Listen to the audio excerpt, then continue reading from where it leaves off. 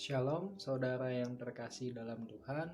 Di sini saya Sadrianto Yuvita Chandra, asal kota Cirebon, Prodi PGSD Penjas, UPI Kampus Sumedang, ingin menjelaskan tentang intisari yang telah saya pahami dan saya simak melalui mata kuliah SPAK, Seminar Pendidikan Agama Kristen. Bumi sudah tercipta sebagaimana Tuhan menciptakan bumi. Dalam kitab Kejadian diceritakan bahwasannya bumi diciptakan beserta isinya dan salah satunya yaitu manusia. Manusia sendiri memiliki pemikiran dan dari pemikiran ini manusia menciptakan adanya agama. Namun, agama yang diciptakan oleh manusia ini disebut agama ardi atau agama yang dibentuk atas buah pikir manusia. Dan ada agama yang dibuat oleh turunnya wahyu Tuhan atau yang diajarkan oleh nabi-nabi kita terdahulu yang disebut sebagai agama samawi. Ada Kristen, ada Muslim, ada Katolik, dan lain-lain. Dan kita membicarakan tentang agama Kristen. Mari kita simak. Kita semua telah mengetahui bahwasannya kita sebagai umat Kristiani memiliki Allah yang disebut Allah Tritunggal. Ada Allah Bapa, Anak Allah, dan Roh Kudus.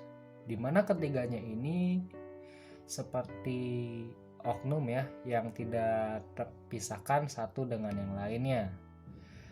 Arti kata oknum adalah artinya sesuatu yang mempunyai pikiran, perasaan, dan kehendak, di mana Allah Tritunggal ini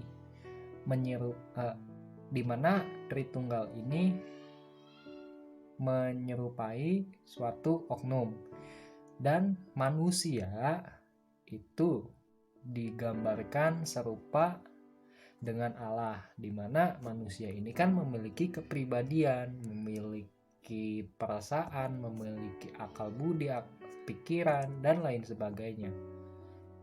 Dan siapakah anak Allah itu? Anak Allah merupakan Tuhan Yesus Kristus. Siapakah dia? Yesus Kristus, anak Allah yang hidup. Yesus Kristus dilahirkan dari perawan Maria di Bethlehem dan menetap dan menjadi besar di kota Nazaret. Lalu dibaptiskan di Sungai Yordan, membangunkan kerajaan Allah, menghancurkan segala pekerjaan-pekerjaan iblis, disalibkan di atas bukit Golgota, mati dan dikuburkan, lalu bangkit pula dari antara orang yang mati, naik ke surga, duduk di sebelah kanan Allah Bapa yang Maha Kuasa. Dan Yesus Kristus, selama saya mengikuti mata kuliah SPAK, Yesus ini lebih dari sekedar nabi, lebih dari sekedar seorang guru, lebih dari sekedar seorang manusia yang saleh. Nah, pernyataan-pernyataan tersebut menunjukkan bahwasannya dia ini lebih daripada manusia. Jadi ya, Tuhan Yesus adalah juru selamat kita semua. Intisari yang kedua dari perkuliahan SPAK adalah tentang dosa dan keselamatan. Standar yang diberikan Allah kepada manusia adalah sempurna. Akan tetapi manusia memiliki masalah, yaitu ketidakpastian, ketidakmampuan, kekecewaan, frustasi, dan masalah yang paling besar adalah dosa. Dosa ini menyebabkan terpisahnya manusia dengan Allah yang berakibat kepada kematian. Semenjak manusia diciptakan menurut gambar dan rupa Allah, dinamikanya itu dengan Allah itu terjalin dengan baik, harmonis. Akan tetapi semenjak manusia jatuh dalam dosa untuk pertama kalinya, yaitu Adam dan Hawa, sepasang suami istri yang dilarang di Taman Eden untuk memakan buah larangan. Akan tetapi iblis menggodanya, lalu Hawa telah tergoda untuk memakan buah tersebut. Iblis bilang bahwasannya jika kamu memakan buah tersebut, maka kamu akan sepadan dan selevel dengan Tuhanmu, Allah Bapa. Lalu Hawa pun tergoda dan akhirnya memakan buah larangan tersebut. Dan semenjak saat itu manusia jatuh dalam dosa. Dan kita sebagai masyarakat yang sudah beribu-ribu tahun semenjak zaman Adam dan Hawa telah memiliki status yang sudah dibawa sejak awal, yaitu tadi Adam dan Hawa jatuh ke dalam dosa, yaitu kita ini manusia sebagai manusia yang sudah statusnya itu pendosa. Lalu apa sih dosa tersebut? Apa sih definisi dari dosa? Dosa ini diibaratkan dosa ini melebihi perbuatan. Saya analogikan dosa ini seperti biji. Kenapa? Karena manusia ini jika mereka sudah ibadah, sudah mendekatkan dirinya kepada Tuhan, akan tetapi mereka memiliki potensi. Sama seperti analoginya begini, dosa ini seperti biji yang akan tumbuh dan berpotensi melakukan dosa gitu. Jadi dosa itu ibaratkan biji yang berpotensi untuk melakukan dosa gitu. Dosa sendiri di dalam Alkitab ada di kitab Kejadian pasal 3 ayat 6.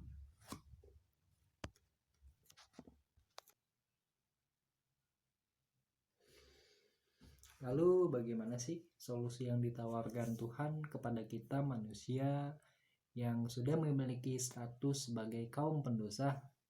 Dalam Yohanes 3 ayat 6 disebutkan bahwasannya karena begitu besar kasih Allah pada dunia ini, pada kita, sehingga ia mengaruniakan anaknya yang tunggal, supaya setiap manusia yang percaya di bumi ini tidak binasa, melainkan memperoleh hidup yang kekal. Nah, dari pernyataan ayat tersebut mengindikasikan bahwasannya Tuhan Yesus ini, anak Allah ini rela mati untuk apa? Untuk menebus dosa umat manusia. Karena seperti yang sudah disinggung tadi bahwasannya Tuhan Yesus merupakan juru selamat. Keselamatan adalah anugerah dan kasih karunia dari Tuhan kita. Dan akui dosa, berdoalah, terima Yesus Kristus dalam hatimu sebagai juru selamat. Iya, ini sumber hidup. Tepatnya kalau kita sebagai manusia tanpa adanya Yesus Kristus, kita bukanlah apa-apa. Nah, dalam roda tersebut ada namanya doa. Di dalam doa kita harus bertekun dalam doa. Setiap hari kita berdoa, setiap saat kita berdoa, jalin komunikasi, jalin hubungan yang intim dengan Tuhan Yesus. Lalu ya kita ibaratkan chattingan gitulah kepada Tuhan kita begitu. Dan juga ada namanya firman Tuhan, dimana firman Tuhan ini sabda yang diturunkan oleh Allah Bapa kita, di mana sabda ini merupakan mazhab firman Tuhan itu sebagai pedoman, firman Tuhan itu sebagai acuan hidup kita, dan juga bagaimana cara kita mengimplementasikannya, yaitu dengan cara kita membaca 1 ataupun 2 ayat di dalam Alkitab itu tidak apa-apa, yaitu kita saat teduh 1 atau 2 ayat atau lebih itu tidak apa-apa. Dan juga ada persekutuan, di mana kita menjalin persekutuan dengan sesama kita, sesama umat Kristiani, kita menjalin hubungan dengan manusia, bagaimana kita membuat sosialisasi kepada manusia terkait ajaran-ajaran Tuhan Yesus gitu. Lalu bagaimana cara mengimplementasikannya, yaitu ya dengan cara berdoa bareng-bareng gitu, memberi sokongan dan kekuatan bagi utusan-utusan Tuhan begitu. Baik, intisari yang ketiga yaitu tentang Kristen yang bertumbuh. Pertumbuhan dari sudut pandang biologi dan anatomi pertumbuhan manusia diibaratkan bertumbuh secara kuantitas, yaitu bentuk badan, proporsi badannya, tinggi badan, berat badan gitu. Nah, ada juga pertumbuhan secara rohani, di mana pertumbuhan rohani ini kita dapat dianalogikan sebagai roda yang berputar, di mana roda ini memiliki poros. Nah, porosnya itu siapa? Yaitu Yesus Kristus. Dan roda memiliki jari-jari, di mana ada yang jari-jari yang vertikal, ada yang horizontal. Dan vertikal itu jari-jari yang penyalur tenaga gitu, seperti doa, seperti firman Tuhan.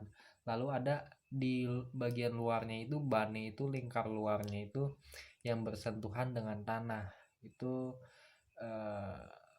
bagaimana kita menjadi orang Kristen yang taat dalam perbuatan, perkataan. Kalau secara horizontal, di dalam ban ini, di dalam roda ini, kita harus bisa bersaksi dan melakukan persekutuan.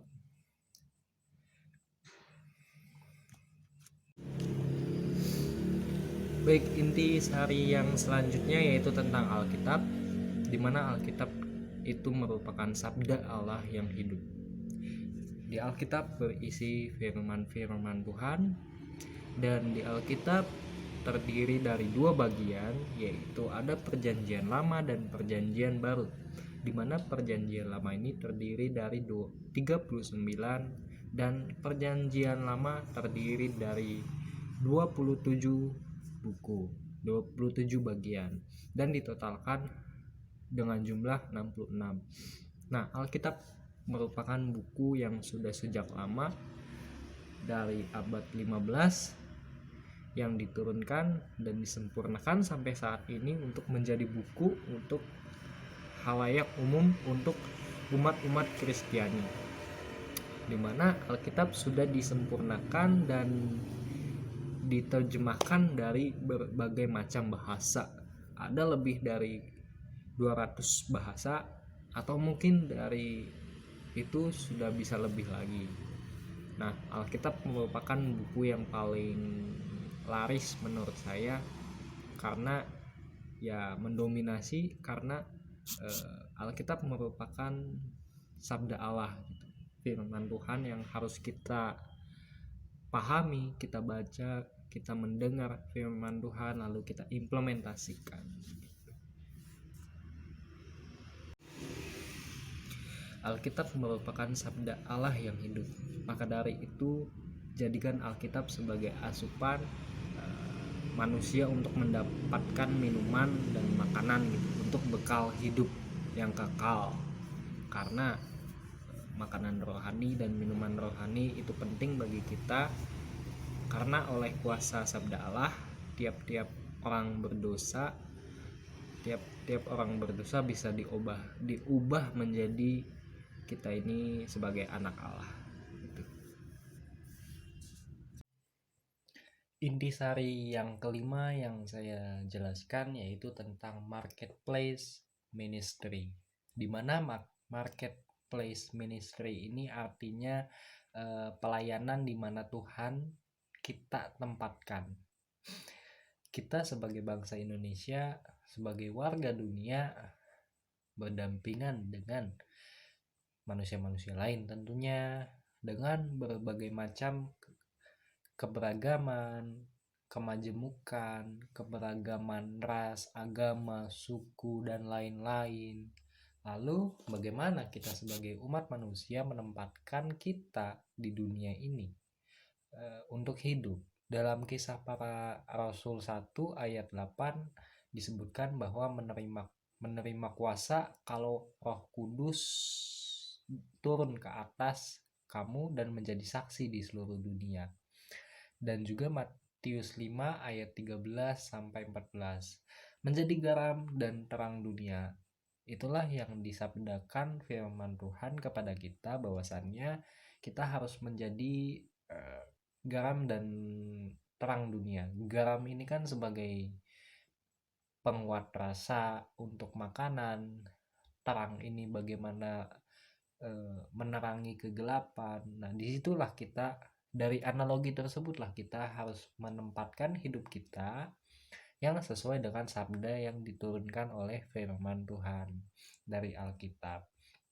Lalu banyak juga kesalahan-kesalahan yang stigma dari kita ini memandang bahwa perintah Tuhan berlaku hanya untuk sesama kita umat Nasrani. Itu tidak, itu salah. Karena Tuhan mengajarkan bahwa kita ini harus saling mengasihi, saling menghormati, dan lain sebagainya. Dan juga banyak yang mengajarkan, banyak stigma bahwa gereja ini dioperasikan hanya lingkup internal, maksudnya lingkup gereja itu sendiri. Akan tetapi lebih baik bahwasannya kalau eksternal pun ikut diorientasikan begitu. Karena kalau internal doang kan kita tidak bisa mensabdakan firman Tuhan dengan lebih luas gitu. Karena ya baik itu internal, eksternal, kita harus bisa mobilisasi dengan baik gitu. Nah, lalu bagaimana menjadi saksi ini? Bagaimana menjadi saksi dalam kehidupan kita sehari-hari? Di Yeremia 29 ayat 7 bahwasannya kita ada dimanapun, kita harus bisa menjadi orang yang sejahtera. Kita bisa jangan membawa rusuh, lalu kita harus hidup, kita sebagai mahasiswa harus bisa berjuang, kita harus lakukan yang terbaik untuk cita-cita kita dengan segenap hati, lalu jadilah teladan menurut sabda yang diturunkan oleh Allah Bapa melalui Alkitab, dan tunjukkan kasih, toleransi, salam toleransi dan peace and a big good man. Ya, dalam pemimpin itu kita harus bisa mempunyai sikap yang rendah hati gitu. Tidak peduli berapa banyak yang Anda capai atau berapa banyak pujian yang diberikan kepada kita oleh faktor eksternal orang lain, jika kita tidak memiliki kerendah hatian, itu tidak akan ada apa-apanya. Dan juga pemimpin harus bisa berkomunikasi dengan baik. Bagaimana mereka menggunakan komunikasi verbal dan non-verbal kepada individu ataupun kelompok. Karena komunikasi ini bagian yang fatal dalam suatu kepemimpinan. Karena pada dasarnya juga manusia kan membutuhkan orang lain, tidak bisa hidup sendiri begitu. Baik, di sini saya akan menjelaskan tentang 8 hal yang harus kita pelajari dalam hal memimpin. Yang pertama itu ada golden rule, di mana aturan emas artinya. Kita sebagai pemimpin, sebagai leader, kita harus memberikan aturan-aturan kepada anggota kita, menghormati anggota kita, perlakukan anggota kita dengan selayaknya gitu. Jangan sikap kita ini sebagai pemimpin itu acuh tak acuh, bodoh amat seperti itu, karena kebaikan dan progres yang dihasilkan seorang anggota juga berpengaruh terhadap kita sebagai pemimpin dan juga berpengaruh terhadap organisasi ataupun tim yang kita duduki begitu. Kita harus perlakukan dengan baik anggota kita jika kita ingin diperlakukan juga dengan baik. Yang kedua itu ada material goodness, bahan kebaikan. Kita ambil contoh tokoh Alkitab, yaitu Tuhan Yesus Kristus, di mana ia memberi 5.000 orang untuk makan dengan 5 roti dan 2 ikan, di mana Tuhan Yesus hanya memberikan 5 roti dan 2 ikan. Ketika itu bangsa-bangsa Israel kelaparan, dan bagaimana Tuhan Yesus bisa membuat banyak untuk 5.000 orang tersebut gitu. Perlakukan sikap kita itu seperti Tuhan Yesus gitu. Lalu yang ketiga itu ada compassion for those in trouble, kasih sayang bagi mereka yang dalam masalah. Sebaik apapun, seburuk apapun anggota kita, mau itu dia mempunyai masalah yang besar atau masalah yang kecil, kaya atau miskin, tidak pandang ras, agama ataupun golongan, itu kita harus bisa memberikan kasih sayang kepada mereka, tidak pandang bulu. Lalu lanjut ada sharing, berbagi kekayaan. Nah, kasar kata nih, kita sebagai pemimpin itu jangan pelit, harus royal dan juga memberikan seberapa persen kekayaan kita kepada yang membutuhkan gitu. Lalu lanjut ada kindness to the stranger and the weak, kebaikan kepada orang asing dan yang lemah. Nah, seperti yang poin sebelumnya, kita harus memberikan kebaikan itu tidak pandang bulu. Jika ada orang asing itu kita harus memberikan kebaikan, dan yang lemah juga harus kita berikan gitu. Lalu ada pengampunan, forgiveness. Anggota kita punya masalah, anggota kita menimbulkan masalah terhadap organisasi yang kita duduki.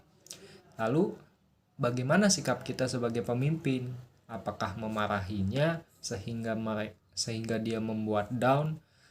Alangkah lebih baiknya kita harus mempunyai sikap pengampunan kepada mereka yang memiliki masalah trouble besar dalam dirinya ataupun kelompoknya begitu. Lalu ada caring and empathy,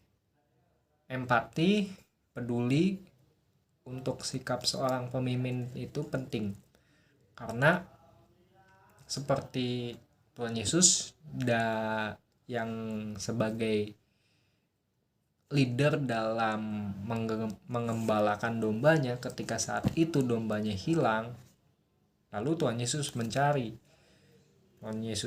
sampai ketemu, karena bagi Tuhan Yesus itu peduli terhadap domba-dombanya itu satu pun hilang, dia akan mencari kemanapun begitu. Lalu ada pemimpin itu harus mempunyai hal kasih, dimana kasih ini seperti yang diajarkan Tuhan Yesus juga, penuhi hati kita kepada orang lain dengan sepenuh hati dan sepenuh kasih gitu.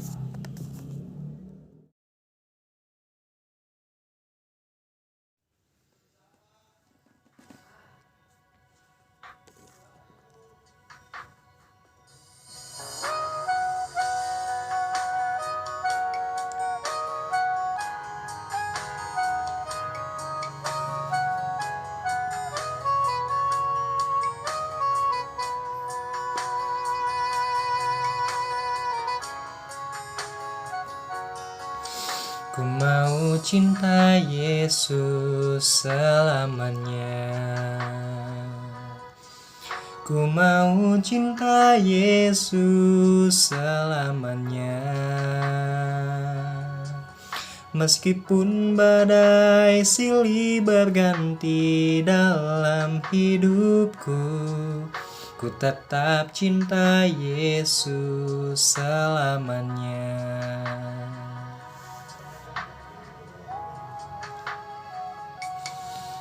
Ku mau cinta Yesus selamanya.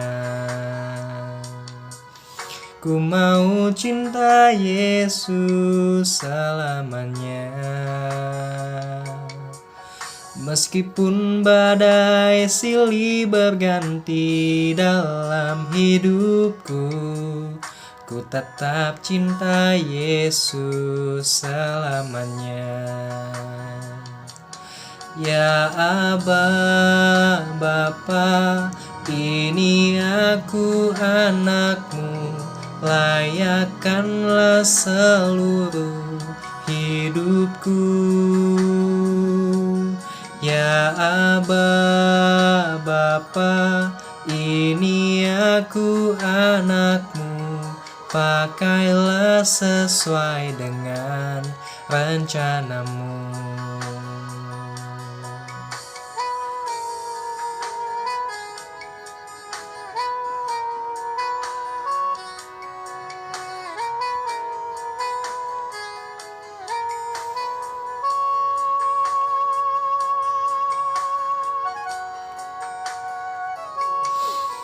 Ku mau cinta Yesus selamanya. Ku mau cinta Yesus selamanya. Meskipun badai silih berganti dalam hidupku, ku tetap cinta Yesus selamanya. Ya Aba, Bapa, ini aku anakmu, layakkanlah seluruh hidupku. Ya Aba, Bapa, ini aku anakmu, pakailah sesuai dengan rencanamu.